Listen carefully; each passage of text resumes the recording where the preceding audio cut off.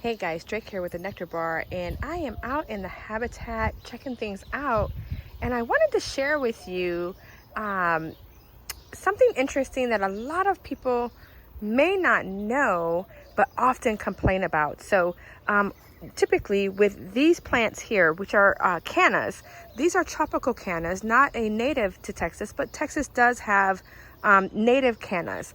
But this one in particular, people whom have them complain about, if I can zoom in here, their tore up leaves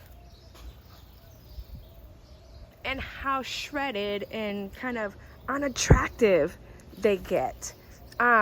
Typically, and if I can zoom in right there, if we look right there, many people complain because it'll get shredded a little bit more.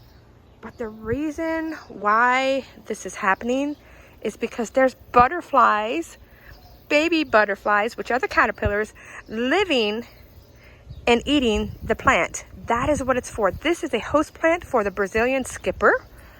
And I want to come in here and show you that this little itty bitty blue dot, it's hard to see the color show up for you in the camera, but that little blue dot is the egg. So we have a couple of eggs here. Here's another one right there that are on the canna leaves. But if we kind of come over here to where the leaves are chewed up, and then you find these little kind of like ripped and folded, well, typically inside there's a caterpillar.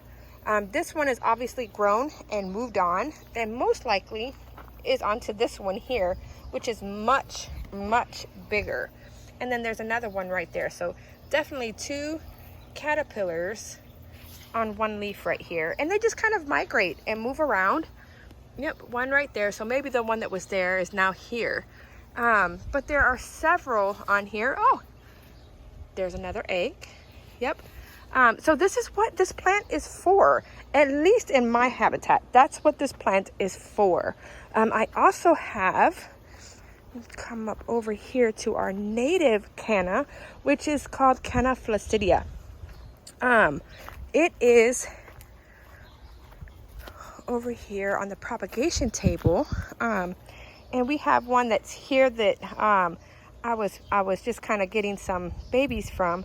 But this one here, if you kind of, I'm gonna open it and disturb it, it'll close it right back up though. Whoops, I ripped it, sorry. There we go. If we can focus in there, I'm gonna zoom in and you can see that skipper. It's really, really cool. But this is the way that it protects itself. When it has its little house all sewed up and covering, it can stay chilled out in there away from predators. Right now, since I opened it, it will be vulnerable to parasitic type of predators or even birds that may want to come in and try to get a meal. I'm going to zoom in a little bit more. Sorry for the blurriness, but I wanted to show you something that's kind of cool. If it will focus in, you can actually see the whole nervous system. It doesn't want to focus, so trying. It doesn't want to behave. All right. Anyway, this is a really cool caterpillar.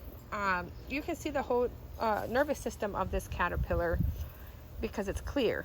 It's not focusing in right now for me, unfortunately, so that I'm able to show you. But also, if you can look right about where my fingernails are, those two little white areas right there, those two little white specks, this tells me that this one is a boy. That is its gonads. That is how I know that it is a boy. These are the only caterpillars, butterfly caterpillars, that I'm aware of that you can actually sex during caterpillar form, which is kind of cool. But they're really cool. I like these. The butterflies are a little brown butterfly, and they're really cute. But there are pollinators, and we need them. So if we can just kind of get past, I'm going to close it up here for it.